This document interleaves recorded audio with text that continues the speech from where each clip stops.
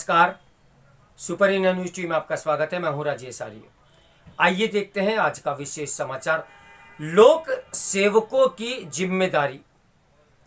लोक सेवा दिवस पर लोक सेवकों को संबोधित करते हुए नरेंद्र मोदी प्रधानमंत्री जी ने ये जो कहा कि यदि उन्होंने अपने दायित्वों का निर्वाह सही तरह नहीं किया तो न केवल देश का धन लुट जाएगा बल्कि करदाताओं के पैसे भी बर्बाद हो जाएंगे।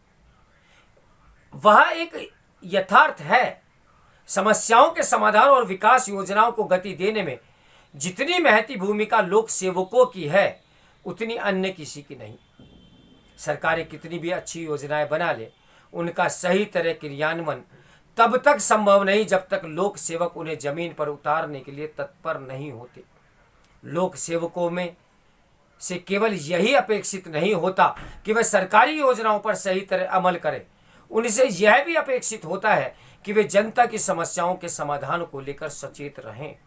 उनका एक अन्य दायित्व यह भी होता है कि वे सरकारी तंत्र में व्याप्त भ्रष्टाचार पर लगाम लगाएं। भ्रष्टाचार को तभी बल मिलता है जब लोक सेवक या तो उसकी अनदेखी करते हैं या फिर अपने अधिकारों का मनमाना इस्तेमाल करते हुए उसमें शामिल हो जाते हैं। ये किसी से छिपा नहीं कि भ्रष्टाचार के अनेक मामलों में नेताओं और नौकरशाहों की मिलीभगत होती है। यदि नौकरशाह चाह ले तो वह न केवल हर तरह के भ्रष्टाचार पर लगाम लगा सकते हैं बल्कि उन भ्रष्ट नेताओं के इशारों पर भी पानी फेर सकते हैं जो अपनी जेबें भरने की कोशिश में रहते हैं। यह अच्छी बात है कि प्रधानमंत्री ने लोक सेवकों को उनके दायित्वों की याद दिलाते हुए ये रेखांकित किया कि उनकी सक्रियता भागीदारी के बिना देश का तेज गति से विकास संभव नहीं। लेकिन उन्हें यह भी देखना होगा कि उन्हें लोक सेवकों का सही राह पर कैसे लाया जाए। जो अपना काम ढंग से नहीं करते अथवा जो भ्रष्ट नेताओं से हाथ मिला लेते हैं, इसके लिए प्रशासनिक सुधारों की दिशा में आगे बढ़ना होगा। एक और जहां ऐसा वातावरण बनाने की आवश्यकता है कि लोक सेवक बिना किसी भय संकोच अपना काम कर सकें, वहीं दूसरी ओर उनके कार्यों की सतत निगरानी भी सुनिश्चित करनी होगी।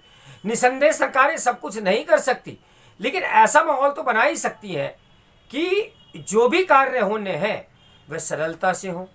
उस लक्ष्य की प्राप्ति लोक सेवकों की सजगता से ही संभव है।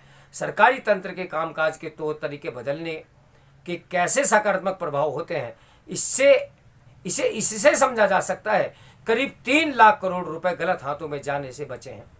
ये एक बड़ी उपलब्धि है, लेकिन सरकारी योजनाओं को अभी और प्रभावी तरीके से जमीन पर उतारने की चुनौती है।